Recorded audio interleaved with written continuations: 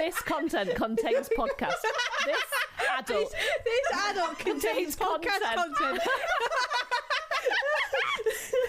Adult content, be advised. Enjoy the episode. Although he was twice seen as a detective among a staggering 14 different roles in the bill, he played 14 characters.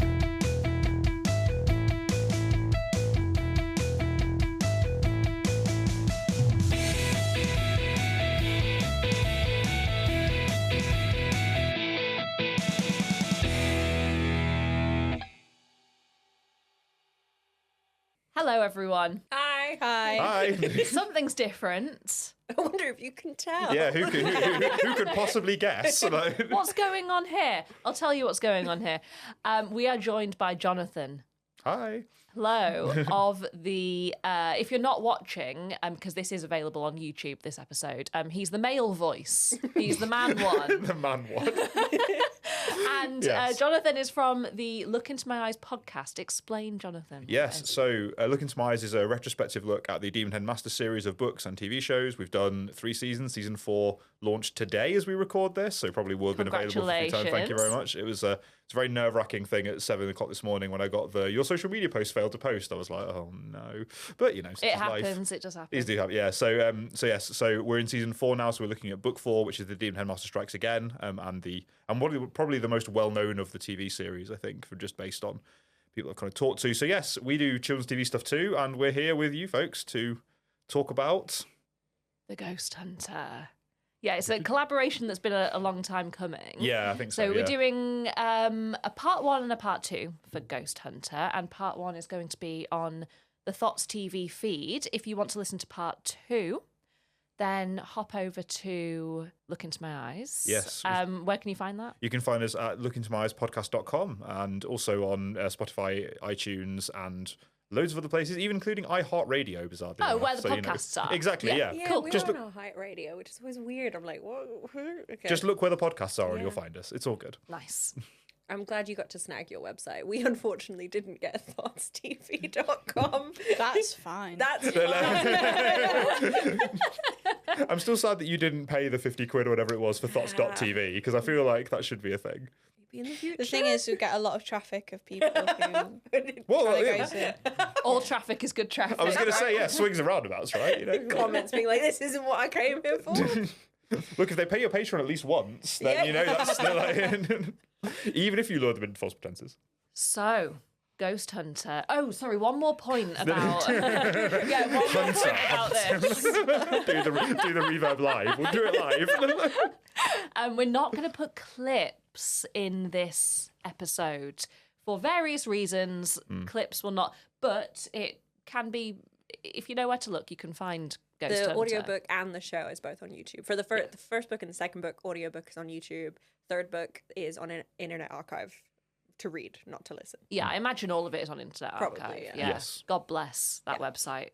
Yes. They're doing the Lord's work on this archive. Honestly, if I had spare money, it would go to them. Do you prefer John or Jonathan? Or... Jonathan is fine. People at work call me JR, bizarrely, which is kind of a weird Dallas reference, but, Where's the R? Is Rayner, my last name. Okay, great. Good. Oh, no reason. They just like Dallas.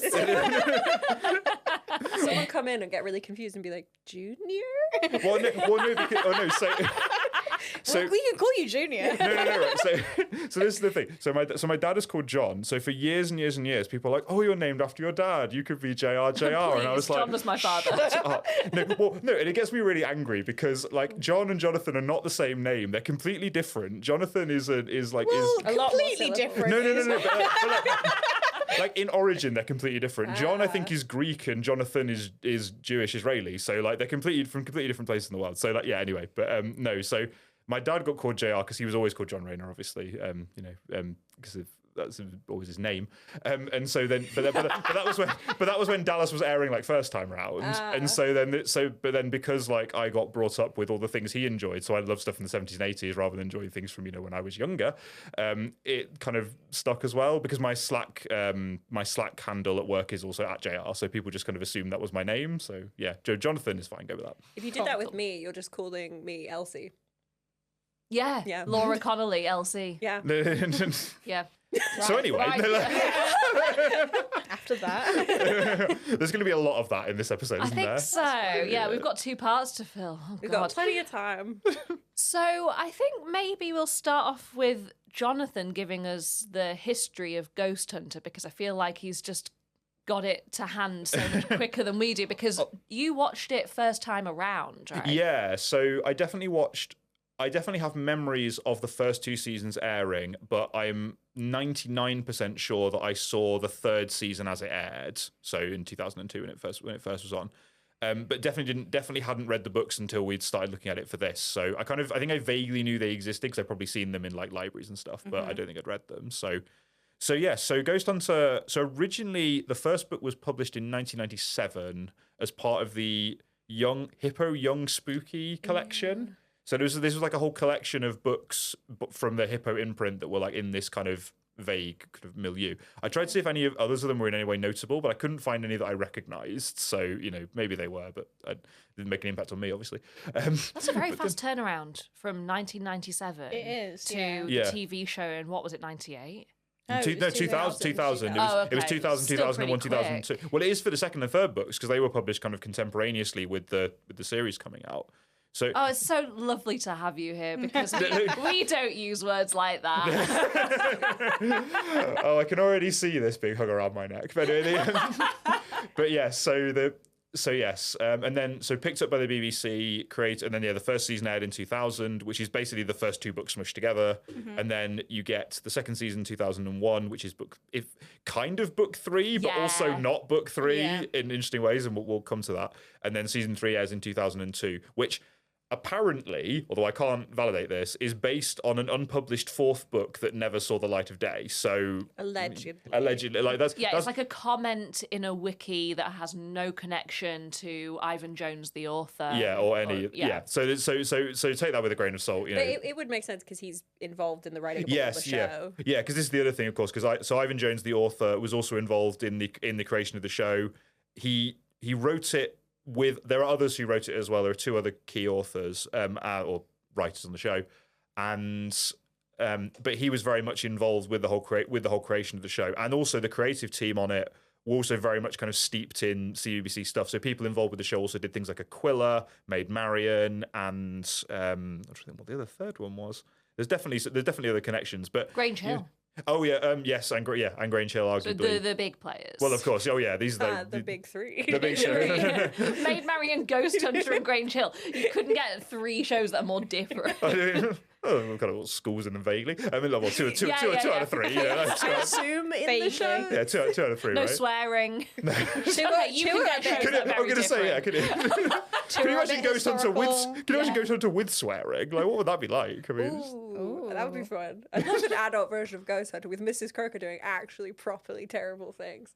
well, in the book she does though. Yeah, like, there's some pretty like there's lots of moments in the book where my only annotation on the side is like trauma ? And I'm just like, There was some parts of the book where I was thinking it's interesting to put that in a kid's book, but we'll come to that later. yeah, definitely, yeah. But yes, so it was and arguably very successful. So it was beating adult shows in the kind of top 10 ratings for the week sort of stuff. I think it beat EastEnders a few times, so that's like, No big deal. Yeah, no big deal It is stuff. actually a bit EastEnders. We actually were saying that a Yes, few of the we characters were. are dragged straight from EastEnders. Yeah. And also there's lots of cross pollination with other stuff. I mean, like Roddy's teacher was in Doctor Who in the 80s and has been in other stuff since then. And She's got a proper Doctor Who face. She does that. really. Like, does that mean anything to you? Yeah, I think yeah. she really does. It's a small paddling pool, is British telling, Yes. isn't it? Yeah. And this is the thing. So there's definitely lots of crossover with lots of other stuff. So and it really does have that CBBC feel to it, which I struggle to put into words exactly, but is definitely there. Yes, we were talking about this. Yeah. So, do you want to carry on with like the production history, or can we go straight into? No, we can go straight into because it, that's then. kind of it. Really, Yeah. there is There's- like very little to find. Yeah, despite the fact that this was so successful and based on a series of books and so on, there's really very little about the production of it to find anywhere else. There's a few things about filming locations, but that's not particularly interesting. That's it. And that's then kind of it. there are some actors in it where they have gone on to act in other things, but they have very little about them on the internet. So, some of them, like there's a couple of like maybe a handful of actors in this show where you can actually, I've got stuff to say about them. But They're not the main characters, right? It's all the side characters that have like long Wikipedia pages. Yeah, for sure. But yeah, we were talking about how it feels very 90s, early 2000s CBBC drama in a way that current ones do not. They differ. Yes. And we've been trying for a while to pin down what exactly that is. New ones are clean, and this one's quite gritty. Yes, they feel cleaner and they feel... I mean, I'm thinking specifically of the dumping ground here. Yeah. I was going to say, because Tracy Beaker is kind of the spiritual successor to that feel, I would say. Yes. And so when I'm comparing current CBBC children's dramas to ones like Demon Headmaster and Ghost Hunter, I'm using the dumping ground as my... kind of yardstick. Yes, exactly. And I'm trying to pin down what that difference is, and I've got one idea, but Laura has her hand up. I have a theory about, because like I think that... Oh, is that how we're doing this now? You pass the talking stick around. I hold the feeling stick backwards. Yeah. In watching all of these, like the way that these, especially the kids, deliver all of their lines is so the same. And I'm wondering if there's just one acting coach that was in the background for all of them. Well, you said yes. I think one of the reasons is I've got two things here. So one is the content. I think that nowadays, I could be wrong because it's been a while since I've looked through the channel, but there's more paranormal sort of grand adventure sort of things. What now or then? Then. Yeah. I would agree with that. Not so much now, because when I'm thinking of dumping ground, I'm thinking it's social issues. It's gritty. It's very worthy. There's a lesson in everything. Back then, it was like, we're friends with a ghost and the ghost is going to get captured. And, you know, and the other thing that I'm thinking of is the casting.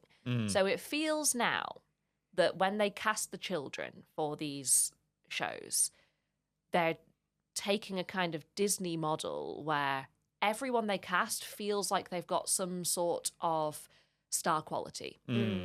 And when they cast, you know, a younger sibling, for example, it feels to me as though they're thinking, who is going to continue doing this in 5 years to come? Who can we get another different series out of, maybe?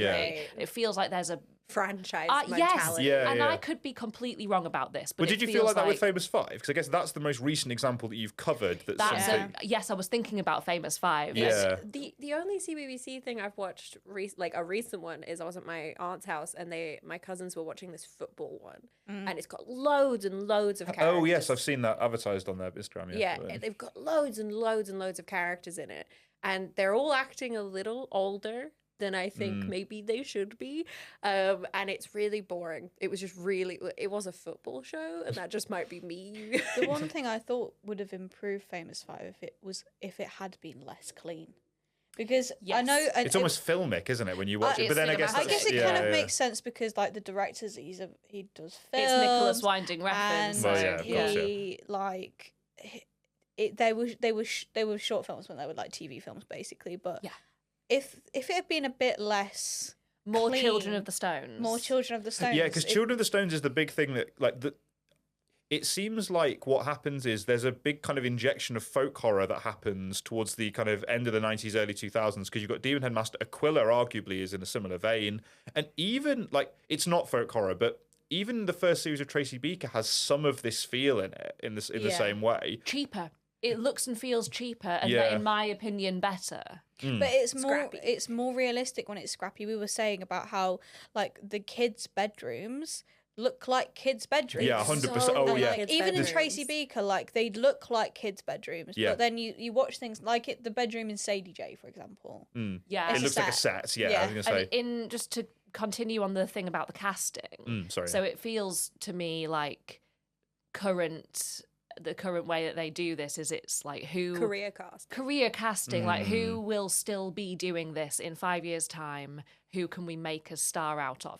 And no offense at all to the actors in Demon Headmaster or Ghost Hunter, they don't have star quality. They're just the normal yes, kids. it looks In like a they've been great way. so interestingly, so on our podcast, shameless plug, we that's why you're here. Yeah, we all So- know that. Yeah, fine. I'm wearing the t-shirt. Yes, quite. Yeah. So we interviewed. And that. So we interviewed Kelly Ford, who was in the second half of the first season of Demon Headmaster, and she's a Who does comedian. she play? She Brain 4 or something. Like she has a speaking. But what the two things? So she has a speaking one line, which is, "But I'm a vegetarian," so which I made her do in the interview because of course. Nice. And she also. But what's also amusing is that they have name badges because that's part of the thing. And her name is Kelly Ford on the name badge. So in fiction, she is also called Kelly Ford. Oh, that's so funny. Which is great. So, but she was saying that she just got recruited. Like she was either at a drama school or just at her school and was just recruited by people there. So this isn't like career actors. No, they feel like they've been plucked out of a random primary school. Yeah, and that's in a good way. Yeah, and that's how they found Frances Amy to do Dinah in Demon Headmaster as well. She wasn't in drama schools as far as I understand it. wonderful. Oh yeah, amazing. Yeah, like and this, but I wonder what. But then to some extent, you wonder if that's the reason why they then didn't go on in acting, because this was like, oh, it's a thing we did for a summer or whatever it turned out to be, rather than like, this is my whole career forever. Kind That's of thing. fine as well. Oh yeah, 100%. But it is a different. It brings a different emphasis to their performance, maybe, because because you say they're not doing the kind of career casting that they are doing now. Where it's like we're all actors and we're all doing it this way. It feels like you're watching something that is a job for a child that's been put to work in current things. And back then, it's like you're watching Up the chimney you go. It feels like you're watching a fun summer. For a child, like a school play when you're watching these older things. Yes. And that's and to be fair, for the extras, that's how they did it. Like when I've been researching for the podcast, I found like newspaper things where they're like, "Are you in this school? It's the Easter holidays. Do you want to be in a TV show? Oh, that's great." Well, that was essentially Children of the Stones, wasn't it? Like they recorded it over a summer, pretty much. Yes, exactly. I also say just like the makeup and the hair as well between modern children's dramas and these children's dramas, they're not wearing any makeup in this show, the kids, and they just have their hair done like I had my hair done to go to school, right? Always up and with different colored little felt thingies, whereas in the new ones they've got like straightened hair, they've got makeup on, and I'm like, you wouldn't, you're 13. I also love maybe that you like would, but... the scenes that take place after school in their bedrooms Yeah. in this show, they're still wearing their school uniforms. Like there's not like an unrealistic amount of costume changes. Yeah, It's like, yeah, I you're was just gonna say, hanging out in your polo shirt, Because which I is asked real. both of you, I was like, how long did you guys hang out in your school uniform for? Oh, yeah, longer than all you the should time, have? all the time. Like- Yeah, shouldn't have photos of done, me but- sat at the Monday to table. Friday, it's all I wore. Yeah, pretty Yeah. much. Yeah. I went to bed in it. And then when I got to sixth form, I was like, immediately off, get off me. Oh But, yeah, I mean I that too, actually- but like yeah. Like, Me and Elsie went to you went to a sixth form centre, didn't you? Did I you went go to a sixth form? yeah, but it was part of the school I was in anyway. So Did you still wear a uniform? No. Oh, really? Yeah. So when we went to college, my school didn't even have a sixth form. And I felt like for the first like 3 weeks of college, I felt like I was having a mental breakdown. I was Yeah. like, I've got to come Can't up. repeat I've- outfit. Yeah, I've got to come up with something yeah. to wear every day of my life. And this is it for the rest Forever. of my life. Yeah. Like, It's horrible. Yeah, my last. then we stopped caring. My last school was they did reception to sixth form, so Yeah. well, I wasn't there for that whole time, obviously, but yeah, we had a different. There was a different uniform for primary school, different uniform for like years 7 to end of GCSEs, and then a different uniform for sixth form, and it's like, how much money do you want from yeah, that To is. be fair, Yeah, there is that. Yeah. That is what it was like you wore a different uniform in primary school to secondary No, school. because you're all in the But same if you're in the same school, Yeah, I mean, fair. It's I especially mean, although to But be you would fair, you still are need going to to- grow in that you'd time. need to aren't you? buy So it, anyway, like, yeah. because I went for GCSEs and then I went for sixth form, so it was 2 years, one uniform that they changed halfway through because it was a new school. They Of course, changed, right, so we yeah, had of to course. buy new stuff in that bit, and then for sixth form it was like buy even more uniform, and it's like, okay. The uniform they wear in this is very similar to my school uniform. was as well. Like Yeah. I arrived at my secondary school the year they got rid of the blazer and tie and introduced a jumper and a Yeah. I was shirt. always polo shirt, jumper, trousers. Yeah, Easy. ours was never blazers and stuff. Like other schools in the No. area did, but we weren't My that. brother's secondary school, which I would have gone to, was tie, blazer, sweater. The whole Oh, thing. Boater. It was Smelting stick, you know what I mean? Like, it was not a posh school. It super was it not. kind of sounds like it. No, this was definitely a school where it's like, how many people do you think get pregnant this year? Oh, okay. Oh, I thought I went to a school like that. But it was like... I googled my school. I googled my school last night, and the first apart after my school on the The school Google website prediction, thing, yeah. the next thing that comes up is stabbing. Because when I was in Right. my first, It's not funny. when I was in my Isn't it first right? year of uni, someone stabbed a member of support staff, Oh, yeesh. and yeah, so that's now the second result on Google. Was it your college or what school was it that your dad accidentally Oh, my dad. caused? So my dad's an architect, and he had to go and do some kind of assessment at a local college. And this was when I was in college. So he'd gone into this place full of. I didn't go to this one, but he went to this place full of people I know, and he left a briefcase on a chair while he was doing some surveying, and the college was evacuated because he'd caused a bomb scare. And interestingly, like a few years ago, I had my graduation from my master's. There was only like 14 people on my course, and one of the women on my course was from Gainsborough, and at my graduation, I met her son, who went to this college and remembered this happening, and I was like, Excellent. "You can't get away from it, can in you?" the audience. That was my dad. When I was in year 7, we had our head of science, and I think I can say his name because this was in the whole Daily Mail. So I don't That's were think you two. I don't think this is classified, but Dr. Mansfield, he was called. Maybe I'll bleep it. I don't know. Docs. Okay, yeah, just docs. Sorry, there you go. But I'm not. He lives at. Like... I'm no longer His phone at number that is. secondary school. I cannot No, you dox don't myself by say. saying my secondary school. Anyway, he was head of science. He left suddenly in year 8. And it was only in year 11 when this article came out. The reason he was asked to leave is because he had left, presumably by accident, radioactive isotopes in the lab. So And yeah. I presume not in one of those chambers. What the gas chamber Yeah. things. We did have one of those and it leaked. Whoops. Yeah, it leaked. It was chlorine gas, I think. This was at a university, but still very bad. Because my brother's a PhD chemist, and in the building, one of the years he was there, they make crystals. It's apartment. They basically just make Do they? Yeah, they're very new agey in this PhD chemist department. Tell me more about crystals. So you're thinking of like gemstones. amethyst. No. It's called a joke, Elsie. No, so I was misunderstanding for comedic purposes. his research is on photo switching gases, which I'm not going to explain. But anyway, there's a thing called friction explosives. Yes. Friction explosives. Oh, sorry. And basically you make them by mixing different solutions together and then letting them sit and they become crystals.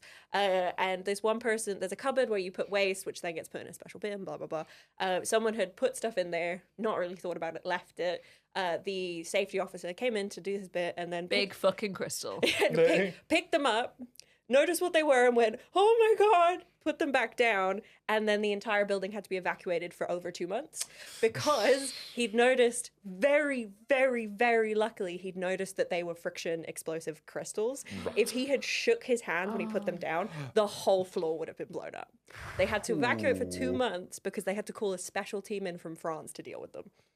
Jesus Christ. In another incident a long time ago at this place, there was a type, and we can talk about this again later because it involves mercury. Oh, good. Yes, Oh, because you bet we're takes- coming back to that. Yes. I've forgotten what the actual name is, but it's a particular kind of mercury, right? And they had gloves on, and someone spilt a bit of this particular type of mercury on the glove, and then a week later was in a coma, and then 6 weeks later was dead because it had this particular kind of mercury binds to fat, so it had binded to her brain. Of Oh course. God. Oh God. Yeah. Can't do anything about that, so she just died, and it's completely banned from the university now. Yeah. Shall we talk Ghost about... Hunter, I was going to say, yeah, let's talk about casting characters. No, let's tell story. So, the main premise of this show is that Roddy, a little boy, is visited by another... No, his name's Roderick, as you find out later. And if I was called Roderick, I'd go by Roddy as well, to be fair. Like, you know. Or Rick. Yeah, true, that's it. Yeah, Roderick is visited by a little boy ghost who used to be a Victorian shoeshine boy. He is still a Victorian shoeshine boy. Yeah, Because he never ages, despite actually aging in reality. Which is like... He gets taller, their voices get deeper. Yeah, it's a real shame. This is the problem with child actors. Right? Puberty has visited this one. This ghost. Yeah, exactly, right? Like, ghost puberty. That would suck. I've died and I still have to go through puberty. What a joke. This deal's awful. So, he asks Roddy for help because the ghost hunter is after him. At this point, he doesn't know the identity of the ghost hunter, but there is someone going round sniffing out ghosts and rounding them up, putting them in jars for reasons we don't know. Roddy conveniently has second sight and second hearing, which only 1 in a million people have or something. Was 1 in 100,000 for second sight and then 1 in a million for second hearing or something? Yeah. Oh no, for second smell, sorry. Which It's is what like the 1 ghost in a hunter... million. Right, a second smell. Yeah. Can you imagine if it was second Taste. taste? And he had to go around licking for ghosts. Touch, you're like, I kind of wish the sniff had got second taste at some point. Like that would have been like taste. the ultimate. Yeah. Yeah. It would have been because also I mean there is a really weird thing about noses in all these books that Yes, just there is. that just comes up again and again and again. Like the word nose is hard to use, but there's an amount of synonyms for nose that Yeah. used across the entirety of the book is mad.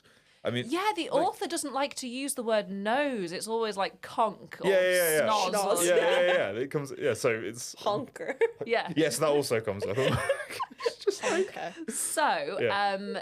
Roddy's like, yes, I will help you. Well, first Eventually, she's like, yes. Ropes in Tessa, his sister, who appear to be the same age. she's definitely older. she's in the second book. I think.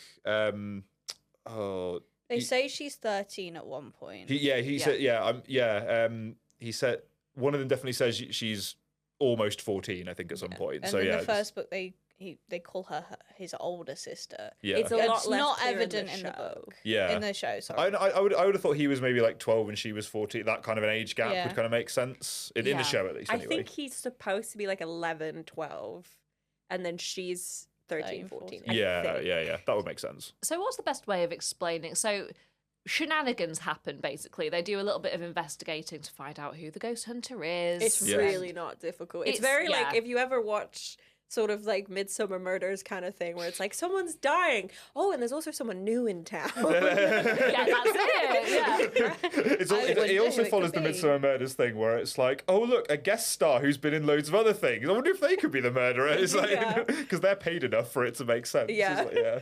That's, you know. So the main boy Roddy is played by William Theakston. Yes. So It's a great name. yes, he can be seen in Harry Potter and the Philosopher's Stone. He plays the Seeker. He plays the Slytherin Seeker, Yeah. the Yes. opposing Seeker. Yes. Which is where I recognise him from. He is now 40, which is a fact that just knocked all the air out of me. We were 2 when it came out, to be fair. Yeah. That's true. I yeah. went to see a few weeks ago. I went to see a In Conversation with Joe Thomas, and he was like, "I'm 41 and I have a baby," and he was like, "This is what a 41-year-old looks like these days." It's like, you're not 41. You're like 23. Like, Yeah. how are you 41? It makes no... I mean, to be fair, he does have a proper baby face. Yeah. But still, that's the in-betweeners boy. Yeah. Like- So I can't remember the name of the guy that plays... what's he called? William. William. Yes, William is the name of the ghost, confusingly enough. So William Povey. Povey, that's it. I can't remember the actor's name. It's Lee someone. No, because I don't think he's gone on to really do any No, and a lot of them, acting, haven't. So it's yes, perhaps not so surprising. Get enough money off of this, good residuals.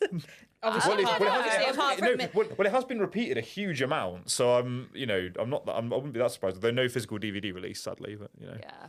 What's the Tessa? Tessa's the name of the sister.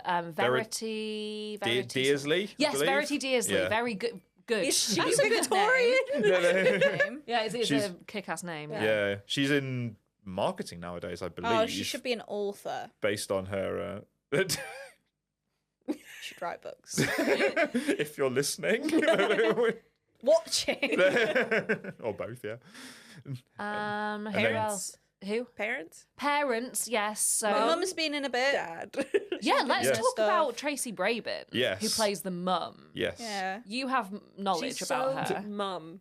If that makes She sense. is, yeah. She's So she was an actress at the time. She did Coronation Street and then became a Labour MP until very recently, and then in 2023 became the mayor of West Yorkshire and is still that. Legend. So- That's Yeah, so I like the overlap there because in the show in the future Tess becomes an MP. Yeah. Which obviously they could have no idea about at the Yeah, yeah. time, but it's great. Yeah, I do also love that the future in the show is the wonderfully futuristic year of 2027, which is now only 2 years I away. found that so interesting because a lot of when shows do this, like normally we've already surpassed the time in the Yeah, future. yeah, yeah. And it's like, oh my god, we've still got 2 years left. Brilliant. All the VR gaming stuff could still happen. Yeah.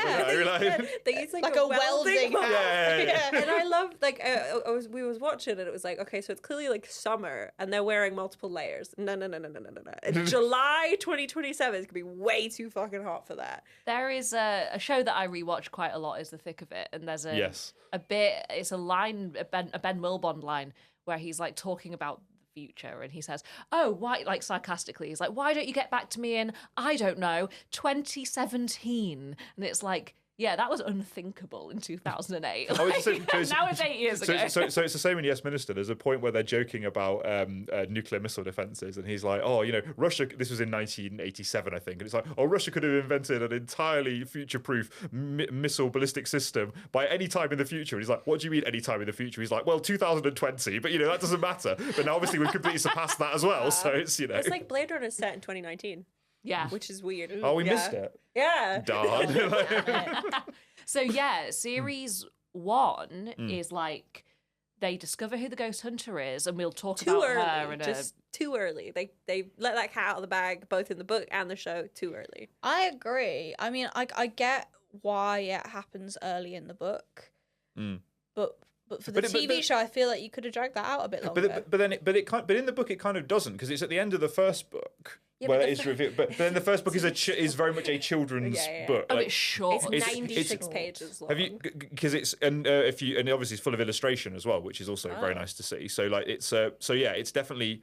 The books kind of go through this transformation where they kind of turn from children's books into almost YA, kind of fringing on the end of it. So the first book is very much like a children's chapter book. Like you can imagine either like reading this with your parents or it being like one of the first chapter books you read, because there's pictures on virtually every page. So it's that kind of thing. But then the second book is very much more like, no, there are like distinct chapters and no illustrations and all that kind of thing. So it does kind of go through this transformation. But then interestingly, of course, in the book, there's a lot more. Well, they make a lot more of the kind of missteps that they make on the way to identifying the ghost hunter, which, as you say in the TV show, is kind of smushed into like the first 2 episodes. Yeah, books 1 and 2 are series 1. Yes, very So much. what basically happens in that is they discover who the ghost hunter is. What else? Well, so they meet the ghost. They do some ghost hijinks at school. They run her out of the shop. They run her out because she's kidnapped the local shop owner, and then they run her out the And shop. tied her up in a cupboard and left her there for indeterminate It's- period yeah, of time. And she's not. She's literally just in the shop telling the boys about what's happening. Yeah. Yeah. And then the sniff arrives as like the handyman or the lackey. Delivery, yeah. Yeah, and then Yeah, Disniff is the ghost hunter's Renfield, basically. Yeah, Yeah, and then very much Mrs. so. Croker in the show she runs off. She gets away, but in the book she is taken in by the police. Then they have a new hideout place. Tess gets accidentally kidnapped and taken to the new hideout place. And then They you have, now know where they reside. and then you Yeah. have all the Chilwood Castle stuff that then happens Yeah. kind of at the end of it. Yeah.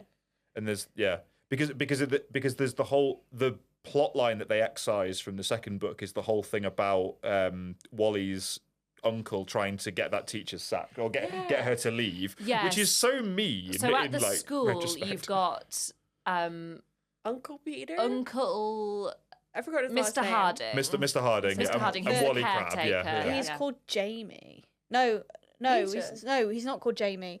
He's got a name that I was like, you wouldn't call Jake. Is it Jake? I swear. Yes, it is. It's It- yes, it was like- Yeah, you Uncle wouldn't- Jake. Yeah, you call him Uncle Jake all the time. you Yeah, wouldn't yeah. name a grown man that. So he's like Jakey boy.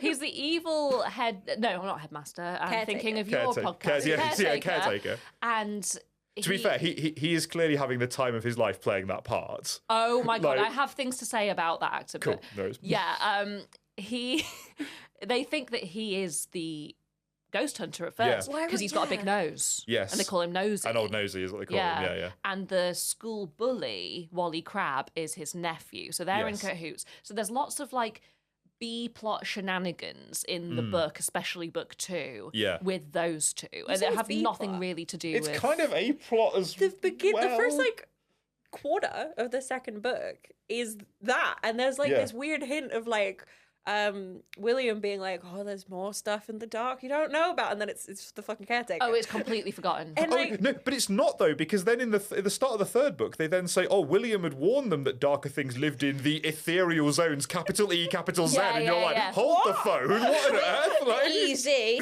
yeah. Like, and then it's like it felt like when I was reading the second book that he had already sort of laid out how the season was gonna be, because it reads weirdly separated. Like the beginning quarter should have been its own very short little book. yeah. And then the Chillwood yeah. should have been its separate book. It just feels like weirdly disjointed. Yeah, Yeah. so Chillwood Castle is it's a castle near where they live that In, is in the book, it's like 2 minutes away. It's really having one conversation and then they're there. Yeah, well that's Oh, come on! I feel like they because can elide a lot of the But time. and it's sometimes they like- then have to get on a bus to go to it. Yeah. I was thinking this as I was listening to the second book. Like they go on a school trip to Chilwood Castle. They have to put all these kids on a bus to drive them there. But then in like the second series, there's that bit. But there's a bit where the mum she like organises a music festival in Yes. the village, and the teacher sends Wally off to Chilwood Castle to get an interview, doesn't she? No, they're already that's Deadlock Hall. Oh, Which is a different stately home in some yeah, closer part. yeah, like- it's Legally confusing. abandoned? Yeah. Because I was like, she literally sent him Well, off, especially and in it was yeah. 2 minutes away, and I was like, "Is there a bus? I don't understand." No, it is different. But yeah, there's lots of like different stately homes that seem to get used at different times. It's true. So but the reason that they can actually get there so quickly sometimes is because when They fly. they fly. So when William gives them his shoe shine brushes to hold, they can fly and they can turn invisible. And it's so convenient because they can go to and from Chilwood Castle and Deadlock Hall, which Yeah. is the other one, at will, basically. So if they have like an evening where they want to explore what's going on in the castle, they can do it and then be back in time for bed. So it's all very convenient. But There's a lot of things that's very convenient. Yes, Yeah. it certainly are. Yeah. something that I really want to talk about is we've actually not finished talking about All the characters. all the No, yeah. this is So probably- Jean Marsh, we Of have course, not yes. discussed. Mother. I was thinking about who she reminded me of, and she reminds me of Diane from Traitors. If she was a last traitor. year. So when she was on, there were certain people who made that comparison when the show was on. I remember seeing a couple of memes that were like, "Oh, seen her Really? before," yeah, that kind of thing. Oh, she was so This good. is probably because I'm in like on Twitter in this really weird group. You're of, in certain yeah, circles, group where yeah. people where like that kind of crossover humor would make sense. but, you One know. thing I love is how Cockney the whole thing is. Like we were Yes. we were googling her because I was like, I want to know if she's putting this accent on or if that. And she's definitely hamming it up, but she is like East London born and bred. So But also, she's been in. She was in Doctor Who in the '60s. She's been in like. she's OBE, married. I Isn't she married to John Pertwee? Yes. She was. They're divorced. Yeah. Well, he died in the '90s. He's so dead. He like- died. They were married. They were married. yeah. But she's like an OBE, and she's just like, she plays this character in a way She that it looks exhausting. She She's acts her using- little socks off. Oh, she She's does. chewing It's beautiful. she's It's chewing just those beautiful. lines. It is amazing. She just looks. It's But, so but, funny. but, also, but it's funny now in retrospect. But like I remember watching it as a kid, scary as hell. Like she really is like it Maniacal. Yeah. She does the thing that Terrence Hardiman does in A Demon Headmaster as well, which is walking the line perfectly between terror on the one side and pantomime villain on the other. Yes. And it's a really fine line to tread, but they both do it absolutely perfectly. And so the performances you get are just incredible. But you know, but as you say, like the amount of energy she must be putting into that part is she absolute consummate professional, beautiful. Every word she says uses the entire width of her mouth. Yeah. It's amazing. Love She it. sounds, you know, Miranda Richardson's character in Good Omens. She Yes. sounds like her. Yes. She's got the same like, and I like when she in the third series when she meets Darcy. Darcy, and she starts to try and do a bit of a posh accent to like. Well, she does that when she wants to work at the school as a cover. and Oh she's- yes, as a cleaner. Yeah. Yes, and she's as a cleaner, and she's doing her interview with Nosy, Yeah. Mr. Harding, and whenever she's talking to anyone else that is not Disniff, she puts on a pretend posh voice that she loses within the first 2 Yeah. years. Oh, yeah. Like Yeah. she just Had a forgets. go. It's like such an amazing decision to make. Like she'll try and be posh and then lose it because her evil just can't be contained. I don't think as a society we make fun of Southern accents enough because agree. society loves to make fun of like regional Northern accents, but some Southern accents you just can't make them up. No. You just No, it's can't. true. Like- You just can't like. She's such a caricature. She's So I did think it was funny funny with like that juxtaposed with Tracy Brabin, who is like not quite hiding a northern accent, but you can hear it underneath it. Do you know So- what I can? Yeah. Yeah. No, I yeah. can definitely hear it. But the thing about Tracy Brabin's accent, and I That's the googled mum, her. right? Yeah. I had to YouTube her to make sure that it was the same accent that she has in real life. Right, yeah. Because I think that her accent in the show and her accent in real life sounds like someone putting on a northern accent, and it's not.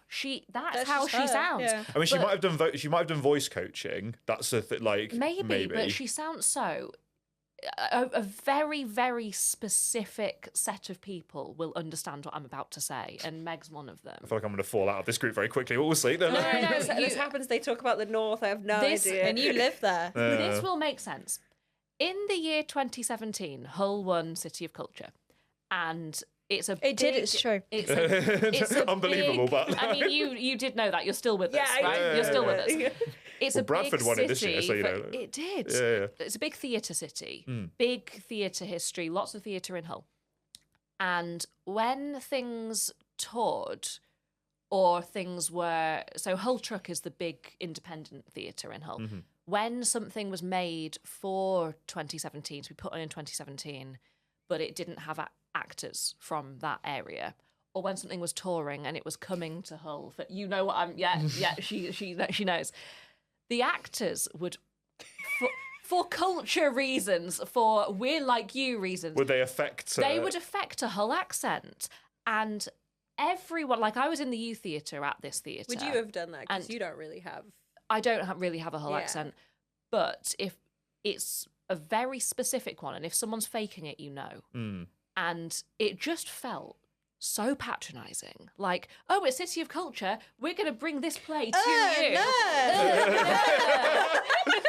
Well, we turn no. into Harry Like, Bat now. no, it is more Newcastle than it is Hull. Yeah. And I mean, I know that you know what I mean, because I said to the other guys in the youth theatre, like, so have you noticed how when something's from out of town and they come to Hull, they've made this weird decision to, and they were like, yes, and you can hear it. And Tracy Brabin, to me, sounds like that, but miraculously, That's just her voice, That's yeah. just her voice. Yeah. It's so weird. One of my favourite things about Hull Truck is that they like to because it's the Hull Independent Theatre. They like to insert Hull in some way in every show that's there. So a couple of years ago, they always do like a Christmas production. Yeah, And it's like, always excellent. The Borrowers last year, I went to see that. That was good. It was puppets. It was a puppet. Oh, wow, model, yeah. cool. I went to see The Railway Children a few years ago, and it was like, instead of wherever the Railway Children are set, it's like...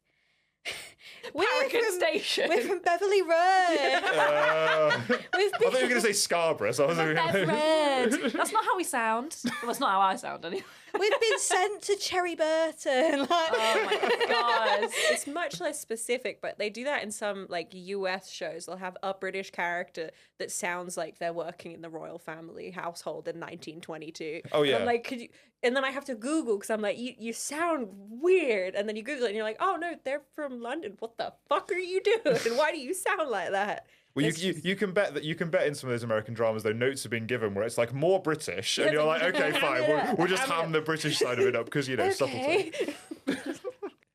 So an actor I want to talk about is Mr. Harding, the caretaker. He's played by Trevor Byfield, who for most of his career actually went by Ziggy Byfield.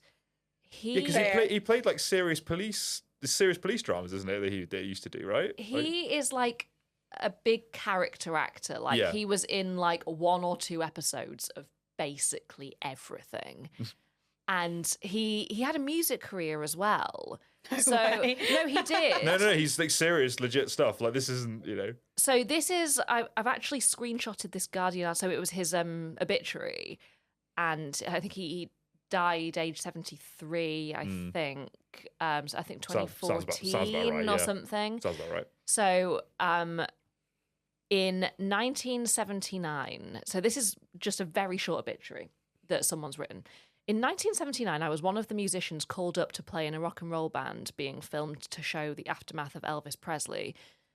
The singer, J.B. Proby, collapsed after a week of rehearsals and a soft-spoken understudy was shouted off by the audience.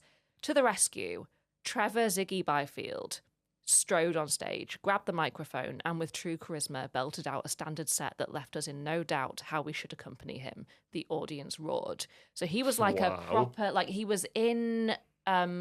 the Rocky Horror Picture Show. So he was, I believe, took over Tim Curry. He was the narrator. one. Oh no, so no, Frankenfurter, right? Yeah. He played Frankenfurter, and I think he played the narrator as well. Oh, wow, And I okay. think he's played Eddie. I think he played Impressive. lots of characters, and he was like a big musical theatre Yeah. kind of guy. He also co-wrote with Peter Purchard the Joan of Arc rock opera, which was performed. Yes. Amazing. Yeah, so he wrote that. Why am I not watching this right now? Like, this is... So this is another bit of a different obituary that I want to read. Byfield concentrated on TV acting. There were many crime dramas in which he usually played villains, Yeah. although he was twice seen as a detective among a staggering 14 different roles in the bill. He played 14 characters in the bill. Oh no! I love that it's the same character. Just they just have this amazingly interesting life. Yeah, Like British Clancy Brown. maybe. But I don't know. He's just anytime there's a police thing, it's like, oh, it's Clancy Brown, of course. Yeah, David Caruso was like that True. because he was in NYPD Blue and then he was in CSI Miami as Horatio in CSI Miami and so many other things. Yeah, he And- was well, just and an also- impressive actor. Well, also Andre Braugher from the late Andre Braugher of Brooklyn Nine-Nine. He was in serious police drama before Yeah. doing Nine-Nine as well. So There's so many police dramas. there's clearly like a type of actor who Yeah. who kind of You look like you could be a cop. Well, that's the thing. With Python, they kept saying that because Graham Chapman kept getting cast as like army majors and like authority figures. That was always his thing. So he's like, What would you be typecast as? Scientist? No. I don't know. no, me, Yeah. nerd. What would you be typecast as? What would you be I'm not typecast even as? kidding. It was- The past. Yeah, I've been told never get any facial piercings because I just look like I belong in a What do period you drama. think I'd be typecast as? Delinquent. Oh, God. Okay. Ouch. I was truant. Yeah. Never leaves you. I feel like you could be in a hospital drama. Oh, really? Yeah, Okay, yeah. interesting. Yeah. My I mum feel always said I like should have been a surgeon, so you know Yeah, whatever. you'd suit Scrubs, I feel. Yeah. Oh, thanks. actually, Yeah. I thought you meant like. What was a cadaver? No, main character. I'd love to be a dead You know, body. like It'd be great. Easiest accident acting of the job week. ever. Yeah. Just sleeping on the Because job. the bill, not the bill. Casualty. Yeah, they have like accident of the week. Oh, and yeah, it's yeah, like yeah. you just open on someone in a bed, and it's Yeah. yeah. So I'm on Trevor Ziggy Byfield's Wikipedia right now. These are the sections: theatre work, television work, personal life, accident, death. So this, do you want to know about the accident? I would love a Of section of course. my Wikipedia page that's just You the deserve incident. to have an accident.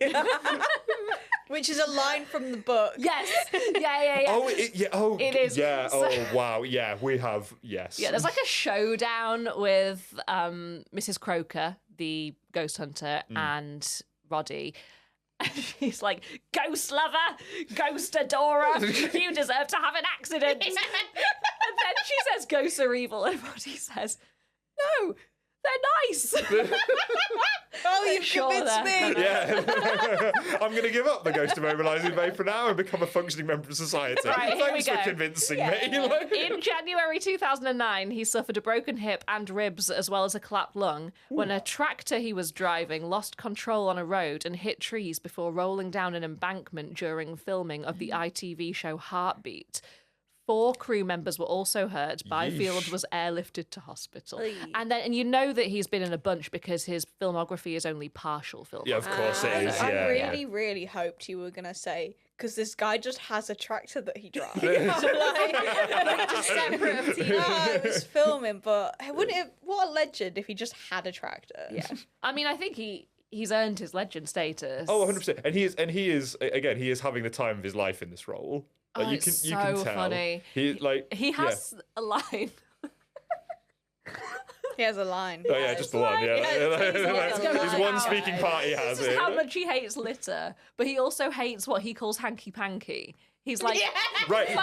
very- So that one line has stuck with me since I first saw it when I was about 9 years old. Hanky-panky. Yeah. And so when I was watching the first 2 seasons of the show, I was like, hold on a minute, but he's not done the line. And then I got to episode in season 3, I was like, oh, there it is. I was like, that's what I remember. Where's the line? When they're having the school dance. That's and it, that's the and one, yeah. He's looking for Roddy, and it's because he thinks he's like taken a girl off Yeah, into yeah. a different room. And I was like, to be fair to the guy, for all of his faults, he was trying to rescue a girl from what he thought Yeah. was, Yeah. you know, Ne'er-do-well bad intentions. The wayward of yeah. Or he just hates sex, which I mean, that he would- hates Roddy. he does Yeah. hate Roddy, Yeah. and he would For hate no Roddy to get his reason. dick wet. Like, So that's fine. This is in our part. Yeah, I was So- gonna say, yeah. And then in like the next episode, there's obviously the mum is trying to organise a music festival, and he's And running for parish council, Yes! which again, with the future being the way it is quite amusing. isn't yeah, it? so Like- she's trying Especially to like because you don't- boost the youth vote by organising Yeah, a yeah. music festival, Which and is stupid because she's advertising at school and it's like they can't vote for you. Yeah. What are you doing? this caretaker is so stuck on this idea. He's like, but think of the litter, think of the hanky panky. It's so funny that no one runs for parish council. You go Not to like that. you like- go to a council meeting, you put your name forward, and people vote you in. That's how it works. I don't know. I did love the thing of DeSniff going canvassing though. I thought that was like a really amusing part of it. I was like, this He's trying to like be like Smarm up to them, smarm yeah, up yeah. that woman, and it, like an old woman answers the door, and he goes, "Is Is your mother in?" And she goes, oh. "Mom, it's for you." It's like the only bit that I actually laughed out loud. Like that is a genuinely excellent joke. Really, I laughed at Oh no, there's loads loads of of it. it. Did you It's not laugh at the hilarious. cow cliffhanger? Yeah, so when Tessa gets kidnapped and Roddy... It's supposed to be a bull, but it clearly It's isn't. a cow. It's like, that's not going to do you any harm. Yeah, they're I mean, trapped in with a cow. Cows, actually, they can do They you a kill more lot than of harm. sharks. Oh, all right. Especially if they've got babies with them. They'll fuck you up. Oh, okay. like, Yeah, but not if they're alone in a very small barn moving very slowly towards Completely you. unaggravated. yeah, completely unaggravated. That's Yeah, yeah, fine. yeah. Have you ever gone like walking in the countryside and accidentally ended up in a cow field? Yes, Yeah, I oh, yeah, have. multiple Yeah, times, yeah, They'll yeah. fucking kill you. Right. They Should will we- fucking kill you. I love a Gotten to. school that's only got 2 teachers. Well, there's more in the book, though, obviously. No, there's 2. Yeah. There's a male teacher and a female teacher. There's also the head teacher who's referred to Yeah. obliquely, so, you know, like, fair She's got the enough. caretaker, that guy who tries to make me sick on the bus. Oh, yeah, yeah. And then Mr. Witt. Mr. Who's Witt. described as having, like, constantly well-pressed suits and stuff. And I was like, we know exactly the kind of person Yeah. you're describing, yeah. And then the female teacher, the science teacher, who in the book, He's also Roddy's, like, form teacher, Yeah, yeah. apparently. Um, We love the everything teacher. love in Yeah, children's yeah. dramas. who the uncle is trying to scare out of the school Yeah, at the yeah. beginning of the second book. Yeah. But yeah, So I should mention this now. I've got it. Lee Godwin is the actor that plays Just- William Povey. Oh, William okay. Yeah, William whatever, Povey. yeah. And so, you know, main character, I should name him. And Richard Hanson plays DeSniff. Yes. So what I love about DeSniff is one of my favourite tropes is, well, yes, he's got paint on his teeth, He's like to got make his horrible teeth look teeth. really gross. Yeah. He is in a film with, it's quite a well-rated film with the guy who is in Thingy Sim. What's his name? John Sim? John John Sim. Sim. Yeah, he's in a film with John Sim. It looks a It's bit quite like John a- Sim. Yeah, it's quite a, Budget Johnson. Budget Johnson. yeah, Greasy John. yeah. I'm Greasy Johnson. surprised they didn't do away with the paint on the teeth at one point because, like, I felt like in the first series they did quite a good job of portraying him as a bit greasy, but Young later Renfield makes later on sense. he was just a regular guy with bad teeth, and then he stole all that money, and I was like, get yourself some new teeth. Yeah. And it was like in series 3, they didn't really feel like they'd carried that through. He just looked like he didn't even look greasy anymore. He just had bad teeth. Yeah. Like, just get rid. Just let the guy have regular teeth. Just leave him alone. Yeah, one of my favorite like double act tropes is the evil person and the lackey that just fucking hate each other. Yeah. Like Usually a something woman. that A lot of the time a woman. yeah, something that I just thought was so funny was their constant bickering, like, but really aggressive. Oh, yeah. Like they hated each other. She hated DeSniff. And there's no, but also like, but then in the book you find out that she's got all this staff living in her house. So the fact that she keeps DeSniff around is a constant question of why on earth do you put up why? with this? Like, and he hates her. oh yeah, How 100%. much is she paying him? And like, also, you're a Nothing. you're a Surely fugitive. nothing. Like, Yeah, like you're a fugitive at one point. So how are you paying him? How much money would you guys need to be paid to maintain that relationship? well, clearly not enough if he lives in a caravan that's falling to pieces, or so we're led to believe. Abandoned character. Yeah, it's a weird relationship that as an adult you're like, I need to know the logistics, but as a child you're like, yeah, that's legit. Like, they're he's they're all evil presumably- together. It makes Yeah. sense. You He's know? maybe like what 25 or something. Yeah, probably something of that Like order, lives yeah. on Very bad 25. yeah, lives on the outskirts of town in a caravan. Like you would not let your children near him. He's terrifying, and What's wrong with there's the caravan, else? nothing's wrong with a caravan. Something's wrong but with his caravan. It it's doesn't have any gross. proper doors. You're discriminating. No, I'm not discriminating. Okay, well, if I'm discriminating, you let your children near to sniff. I haven't got any kids. There's a scene, like I think a single scene where he interacts with Mr. Harding, and it's like those two playing off each other is like there's not room in a scene for those two Yeah. massive characters. Like No. it's just not. So it's so funny because it's like out cunting each other basically. It's like It's fascinating to me that both in the book and in the show, he's allowed in the school at all. Like Yeah, in the so book, But he's a fire officer, and you know that because his van has a fire department written on it. Like- could you imagine you're like someone rocks up in a dressed as a firefighter, there's no fire, and he's like, I'm doing a survey, and you're like, what? What do you mean? What so are you his doing cover to here? get into the school is that he's the lab technician. Yeah. And that's No, how... he is the legitimate lab technician. At one point, he actually gets the job. Although that's in the TV series. In the Yeah, book, yeah. in the book, he turns up as a fire officer and is like, I'm inspecting your fire extinguishers. Well, and I'm glad in the book, I can't remember her name, Roddy's teacher's like, what the fuck are you doing? Yeah, like- what do you mean? Leave. That's not a thing. Yeah, Yeah, he's gathering ingredients for the ghost immobilizing vapor, which is what Yeah. the ghost hunter uses. I loved when the teacher, when Mrs. Croker's become the cleaner and she keeps looking in the window of Roddy's class, and the teacher, I was like, this is so realistic. The teacher goes and opens the door and is like, can I help you? Like, why do you keep looking at him? Yeah, what are you doing? Like, yeah, a fucking place Yeah, you mate. yeah. Like, But going back to the mercury, that is one of the ingredients for the GIV, as they call do it. not have at school. You don't have it at school. It's very poisonous. We know that now. she's made it abundantly clear that mercury is very poisonous. She's just I mean, explaining it. I mean, the idea. Well, I mean, the idea that she's suffering the long-term effects of mercury poisoning. I mean, maybe, maybe that's so yeah, true. Like, maybe that kind of makes more it sense, does right? What are the other ingredients? That's what I want to know. I can't remember what the other ones are. She does tell her. She's like, She one does part at this, one point, and yeah. potash, which is potassium. Oh, yeah. something. It's nice that she thinks she can mix mercury into other liquids and then spray it out of something. It's like, Yeah, but also the quite fact that- literally doesn't work like that. But also the fact whatever. she thinks she can do that in 1887, not having the scientific equipment that you would probably need in order to make it. Like, yeah. Anyway, I did say while we were watching this, though, going back in time would be very useful to stock up on things that you can't get over the counter anymore. that's also Ambergris. true. Yeah, that's also true. Can't get opium without. I was going to You're gonna have a great time with that. There, I was gonna say, yeah. Yeah, opium with a prescription. You can. You can get actually. opiates. It's Yeah, not like, yeah, like, you know. Opium, please. Raw, Uncooked. uncut. I mean.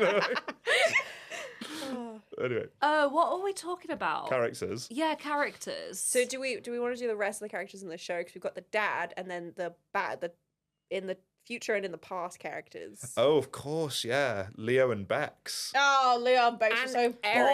boring. Yeah. So Eric, like, discount Gandalf. So Yeah. in series 3, they've which? Oh, yeah. Do you want me to explain? go for it. So yeah, so in series 3, you end up. So at the end of series 2, Mrs. Croker opens a time hole between multiple different eras, and so season 3 is set between. It's a bloody mess. Can I also just say I fell asleep while we were watching this episode, and I was like, "Guys, what happened?" I fell asleep, and they went, "A time hole open." And I was like, "I don't believe." So what right, the so, fuck? so then you get season 3, which is set between 1887, the present day, which I guess is like 2002, and the massively futuristic year of 2027. You know, when the whole world has changed apparently. So, and so. In what I think is a massive mistake, they abandon Roddy and Tessa in the present day and then end up with Leo and Bex, who are Roddy's children from the future. And like, Unfortunately boring. yeah, lot less So charismatic. yeah, so Bex, I don't mind. She's a lot. She's all right. Leo, no. No. Like, he's just He like, acts with his eyebrows a lot. and he can't deliver it. His line delivery is really not It's there. not the Like, one. But no. like, but what I really wanted, like what I would have been really much more interested for them to do, would have been to have brought Roddy and Tessa from the present to see themselves in the future, because that would you could have done like a Back to the Future thing, and that would have been quite It interesting. felt a little bit smush all the Back to the Futures together. Yeah, and it yeah. could've- yeah. It was a mess. There wasn't Yes. any Wild West, though, unfortunately. It, no, it was That would have been Victorian awesome. England. That would have been Similar really interesting. time, Yeah. just different country. Yeah. Book 3 ends with so William meets another ghost called Flora from his era that died like a year after him. So they're like buddies. Oh, they And- missed a trick there, didn't they? Oh no! They there's- missed a no, couple no. There's definitely hints of a love story thing going on there in the book. Absolutely. 100%. Yeah. So like, yeah. That's So- a shame for Roddy. Yeah, well, His gay ghost best friend. Is this the, like, Oh We'll my get god, onto sorry, that. I do need to. Yeah, okay, we'll do it later. Sorry. Okay, well, we have things to say. I don't think I'm just excited. So, the books end with William, Flora, Tessa, and Roddy going through the time hole into William's era, Yeah. and then it ends. Like, how are we going to get back? And then it ends.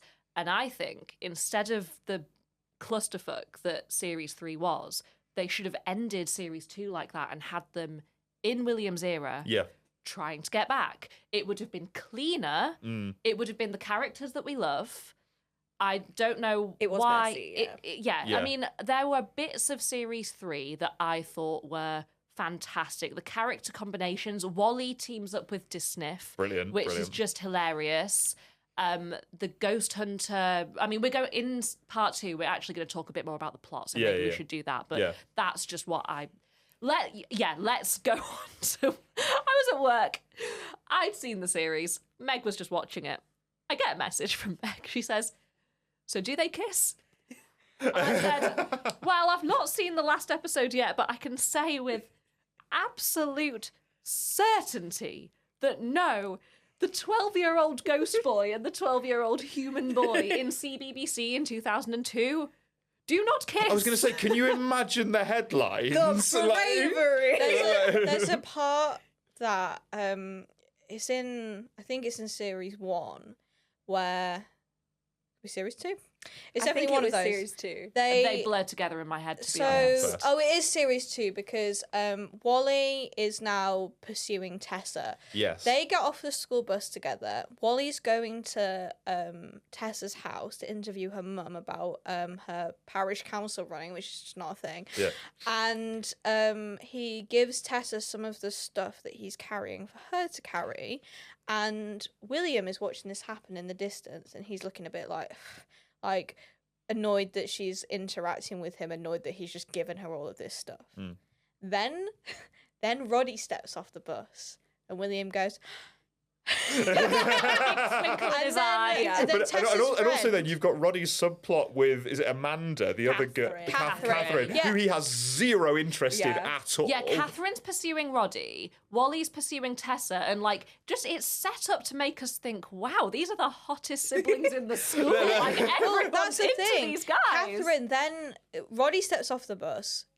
William goes, and then Catherine comes around the corner and is like, "Roddy, would you like to walk the long way home with me?" And William goes, Yeah, he's just all the light trying leaves. to speak to Roddy, and he's just not getting an opportunity to speak to him. But he just lights up when he sees him. I was saying the kids are supposedly hot shit, but but Roddy has no friends. Roddy has no friends except for William the whole time. Well, also, do we talk about this? Yes, we do. Yes, we do. That's why we're here. You can cut it later. Exactly. Well, this is for Meg to say, actually, because it's what she picked up on, but I do have to agree. At the beginning of season 2, there's a bit of a between the siblings. The siblings have some chemistry. They do actually have a bit of chemistry, which was unfortunately. fucking strange.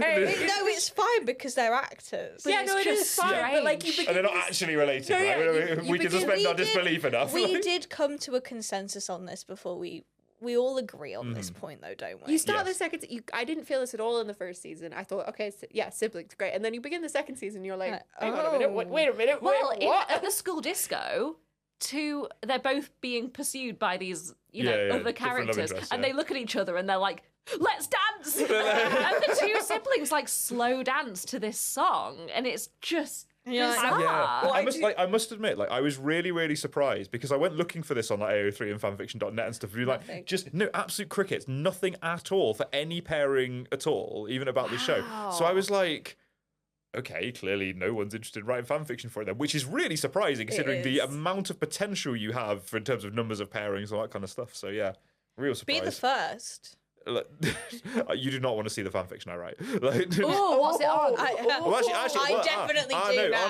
I know. Well, I say that actually. Some of the stuff I've written is actually committed to audio since it's on a bonus episode of our podcast. So if you want to go listen to the fanfiction I write, then feel free. It is on Is an it episode. Demon Headmaster? Yeah. fanfiction? It's because it's so the end of the second book is very, very abrupt and doesn't resolve anything that happens. So I wrote this epilogue bit that kind of makes a lot of it better. So yeah, so Nice. have a listen to that if you want to. Nice. I had to. When I was at college, I did creative writing, and I was a dickhead, and I was being asked to do an exercise that I didn't want to do. So I made it Star Trek fan fiction because I didn't want to do the exercise. What I do like with the siblings is if you ignore that side of it, you're like, these siblings are just we've got much more important things to do than dating. Could you guys just leave us alone? Yeah, they're just very No, we clearly want to date each other. Leave us alone. They're very put upon. They're very busy all the time. Yeah. So they're always talking about they help their friend a lot, and they never have any complaints about it, and they've got their schoolwork. Well, this is the thing. So there's also there's this undercurrent with Tessa in the books about how she's really stressed about exams all the time, and that doesn't really come up in the TV show. But it's definitely there's a really kind of nice scene, I guess, in the first book where when Roddy gives her the brush for the first time and she flies around, it describes her as crying because she's so happy that she can do this kind of thing. And I was like, oh, she's she hasn't been happy in years. Yeah, because she's and you just get she's so stressed. I'm like, oh wow, this is really well, at the beginning of the book and the TV series, before she knows about William, they go very hard on the annoying older sister. Yes, they bicker a lot, and it gets dropped instantly. Oh no, the second you have something going on with one of your siblings, all energy is on that. You're friends now. You're focused. You have a secret together. You're friends. I would have felt exactly how she felt if I'd have been her, though, because the very first episode, she's quite angsty. She's a different character. She's very annoyed with Roddy, and it seems like they're kind of setting up a Roddy can do no wrong kind of situation with him, golden child, younger sibling kind of thing. Because William is a shoeshine boy, they come home one day and all of the shoes in the house have been including their white trainers, have been shined, and they're lined up on the stairs, and the parents because obviously they blame it on Roddy, and they're like, thanks Roddy, and Tessa comes out from her room with and she's like, no, this isn't a good thing. He's ruined my sketchers. He's ruined my best trainers. And she's holding up these white trainers that have been polished and now they're black and shiny. And the dad comes in and he goes, well, I think it's a great idea. Let's say 50p a shoe, and basically gives him £5. And he's like, I know Roddy hasn't done it, but say he had done it, he's just been massively rewarded for ruining Tessa's life. Yeah. And why are you paying him? You're the one your 14-year-old hasn't got a job. You're going to have to pay for her new trainers. Sponsored shoe shine. That's his excuse. That's his excuse. Yeah. I was going to say. On that, should we talk about the dad briefly? Yes. Is it right? Oh yeah, we've had a lot of conversations about the dad. Yeah. Good husband, bad husband. What is he? Because I think he's just a husband. I think with you. I feel like he does. I feel like he tries his best. I feel like the. I think there are things he does that you could be like, oh well, that's bad. But for example, the whole second series, the mum isn't interested in anything other than running for her campaign, and there he is But he does try and support her, doesn't he? He does try to support her. But he also complains to his child. It's like I don't exist anymore. She never has time for me. And she's like, oh, I've got this thing to organise, and I've got this paper to write for, and I've got all these projects going on. It's so stressful. And he's like, but what about the thing is, Dave for us? They've tried to make her. They've gone feminist with her, because in the first series she doesn't really do very much, and I get it, but you are also if my boyfriend did that to me, I'd also be upset. He's got this pathetic little C plot of the dad trying to get some attention. When he organises a date for them, and she can't do it because there's going to be a big debate. And as a wife, you would go, sorry, we can't go tomorrow night. Shall we go the day after? Yeah, exactly. And she just goes, she's just like, fuck you, basically. She's this is the only opportunity I'm ever going to have to do this. And it's like, if that's the response he gets when he does try to do something nice, then the reason we're it's because also he's never really depicted as really doing anything. There's one time where he's doing a job at the sweet shop, right? He tinkers. And then every other time where she's like, have you fixed the Have you done my table? Yeah. And she has to ask him so many times. And I said to Meg, I was like, if he wanted to, he would have. But you say that. But when they get off the bus, he's fixing a bus shelter. Yeah. So she'll get elected. But he had been contracted to do that weeks ago. And hadn't done it. But he is doing it to help her out. Yeah, no, that's fair. But he'd been contracted to do it. No, he's not doing it to help her out. I mean, no, I see your point, and I do like this character. I do. But she is... she's running because she's like, oh, everything's run down in this town. I mean, that bus shelter, it's not been done yet. To be fair, this is a joke you can see coming a mile away. But it's still funny, though. And she's like, and it was there was a contractor who was supposed to do it weeks ago. And he's in the background, and he goes... Oh, and that is why in the background of some shots he's like fixing it Yeah. because that was his job. But the thing is that it's not his passion. What's his passion? Playing guitar. And guitar. he asks if he can perform at the music festival, and she slams him down. And she's like, "No, that's not what the youth of today want to listen to." So she's not being a supportive wife. And then when the music festival does go wrong, she makes He's him. the one who, She makes him step in, and he does save the day. Yeah. And it's like, okay, well, if you just supported each other, this could all have gone a lot better. I think they need to get on the same page more. That's kind of the thing. But but having said that, I must admit the relationship they have in the book in the TV show is so much better than the relationship they have in the books because they're virtually like, the mother is almost like abused by all these ghosts, just like doing ridiculous things, and then the dad's kind of not even there. So like, I'm glad they give them actual characters to There's be. a bit in the book where he opens Tessa's mail. Oh yeah, which is and then gets mad at her for sending it to herself. And she's like, it was addressed to me. Yeah. The thing I think he does that is questionable is when Mrs. Croker comes around to the house and starts spraying ghost immobilizing vapor everywhere, and highly poisonous mercury. Yes, she basically like makes her leave, and when the dad comes home, she's fuming about it. She's like, that woman came round to my house, and she thinks she was spraying air freshener. And she's like, she insulted me. She's spraying air freshener everywhere, and the dad's like, nah, it doesn't sound real. But then it's like the more pressing thing that I think she did when she was there was she chased your child upstairs and was smashing on his door and trying to catch him and yell at him. And I'm like, of all the things she did while she was at your house, spritzing some what you thought was air freshener is fairly low on the list. The priorities of the parents are a little bit out of whack. But you should believe your wife. You should believe your wife. You know this. Why the heck? Of course. Why the heck would she lie about that? Like, that's so weird. There's one more character thing that I would like to discuss, and then do you think it might be a good idea to talk about the various plot lines? Get into it, which I think we can do in part 2. Indeed, Darcy? All of it. Well, Darcy's character as well, probably too brilliant. No. I want to talk about Wally.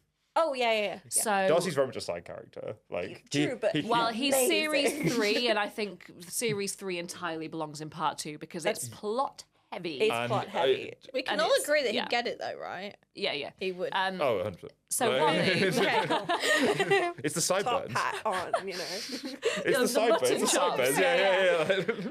Wally's supposed to be the bully, right? In the books, he's the most ineffectual bully. In the books, he is awful. He is awful.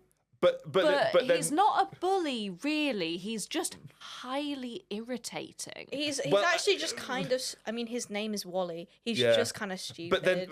But there's also like there's a bit that there's the bit in the third book that's really uncomfortable to read where they're having tea with his aunt. It's like it's really I don't know.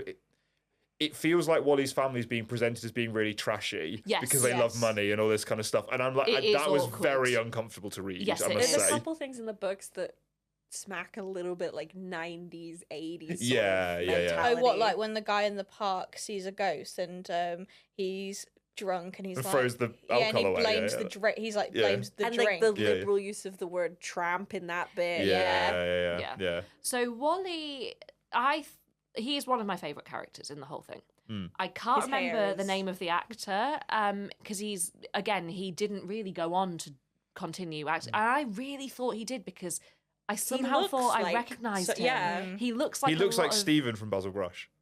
Oh, you're so right. He looks That's like what he it could is. have grown up to be in McFly. Yes, that's yes. He's it's got the 90s McFly like frosted face. tips kind of hair. He's got such a 90s face. He's got like 90s little boy face. 100%. I don't know if that means it means something to me anyway. We're on the same page. Yeah, as soon as he gets a crush on Tessa, he becomes like a doting kind of puppy. Like he's annoying, but he doesn't really do a lot of bullying. Yeah. Maybe a little bit more in the book, but he's just irritating, and it feels like he has no friends because the person that he interacts with the most is his uncle. It's a bit who clearly weird. doesn't have any who clearly no one at the school thinks particularly highly of. And I think he's just very sweet. And in series 3, which we'll get into because there's a lot to talk about, but he becomes the lackey's lackey. He is pushed around by DeSniff. Yeah, and he just seems bored. It's the fact that he is the actor who, well, apart from William and the Ghost Hunter, like, he is the sort of...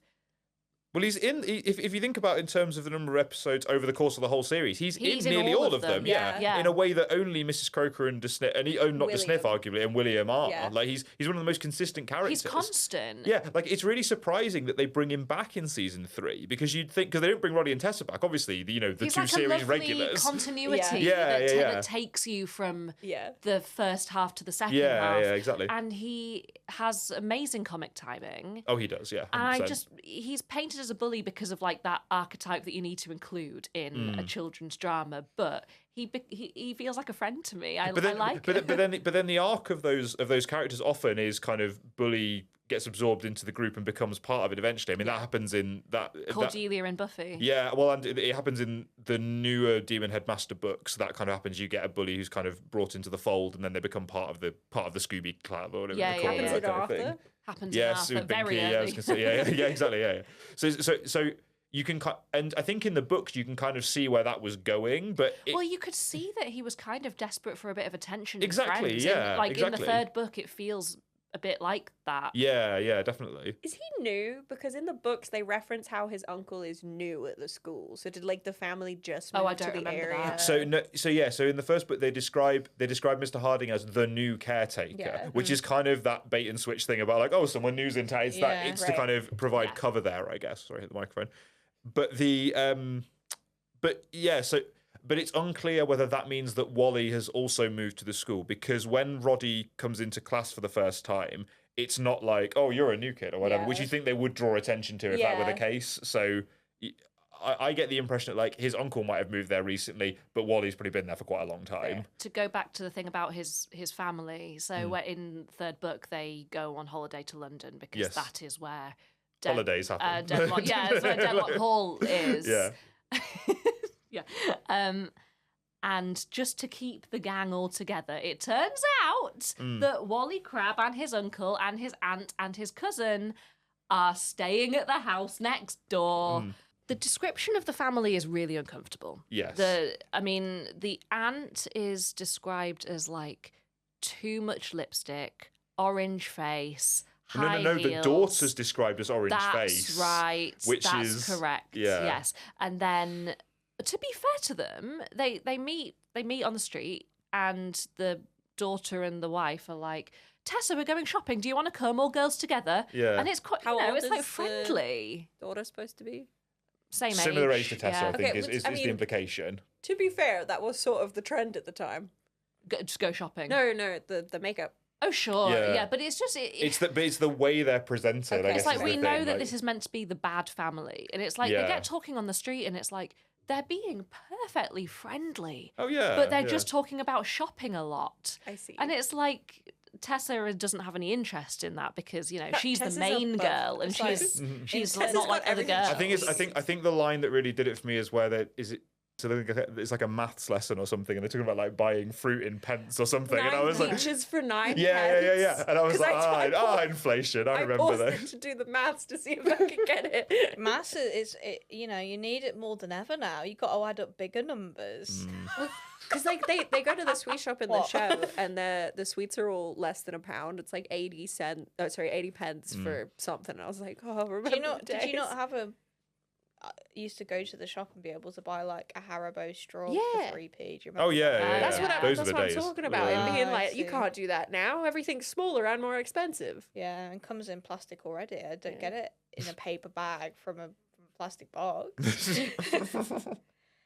So we've spoken at great length about the characters and the actor, mainly the characters. So I think in part 2, we're probably going to get deeper into the plot lines, the comparisons between the book and the TV show.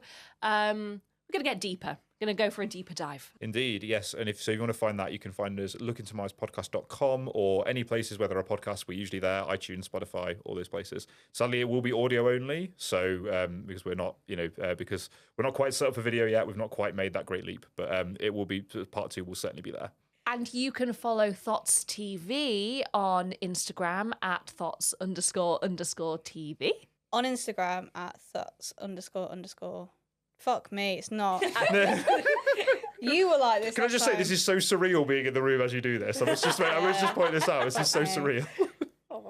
On Instagram at ThotsTV, the O is a 0, and on TikTok at ThotsTVPod.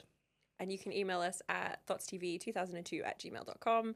We have a Discord and a Patreon, which are linked on all the socials. And if you'd like to contact us in between times at Look Into My Eyes, you can get us feedback at lookintomyeyes.podcast.com, on Instagram at Look Into My Eyes Podcast, on Twitter or X at Look Into Podcast, or on Blue Sky at lookintomyeyespod.bsky.social. That's fun. We never do X. We just do Twitter. We know people know what we mean. Yeah, they know. I have to keep writing Twitter brackets X everywhere I write it because I'm like, I can't. I'm not bending to the will of that man. Neither am I, but some people might be idiots and not know what it is.